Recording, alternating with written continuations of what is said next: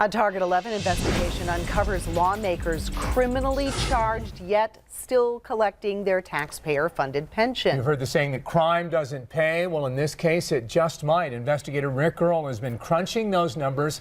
He's asking, is this why we're broke? Rick. Well, David, yeah, we looked at the pension data for a number of state lawmakers, and we discovered that some of them were able to cash in on the taxpayer dime for months and even years, all while waiting for their day in court. Former state lawmaker Mike Vian of Beaver County collected more than $176,000 of his tax-funded pension until he was convicted of public corruption and forced to surrender the payments. What's happening right now is that people are getting rewarded for breaking the law.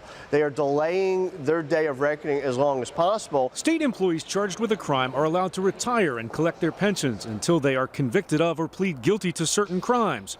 We examined the pension records of 6 former state lawmakers who ran into trouble with the law and discovered they collected a combined total of nearly $900,000 before the payments were stopped.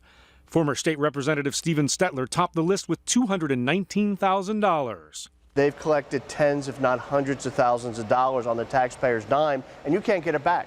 But the state auditor general wants to change the entire system. He says lawmakers charged with a crime should not be allowed to touch their pensions until their cases are wrapped up. Finding a way to put that, in a sense, into a lockbox while the case is going on. Auditor General Eugene DePasquale says lawmakers should have access to money they contributed to the retirement plan, but he says the taxpayer-funded portion should be withheld until there's a final court ruling.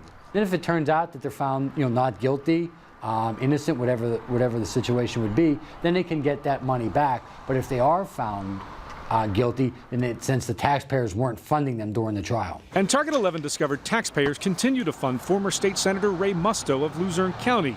Musto, who maintains his innocence, was charged with taking bribes in 2010, but still hasn't gone to trial. He's collecting $10,000 a month. So far, more than $275,000. We're innocent until proven guilty, and indictments do not necessarily mean you're guilty. Political consultant Bill Green says lawmakers have earned this money and are entitled to it until the courts say otherwise.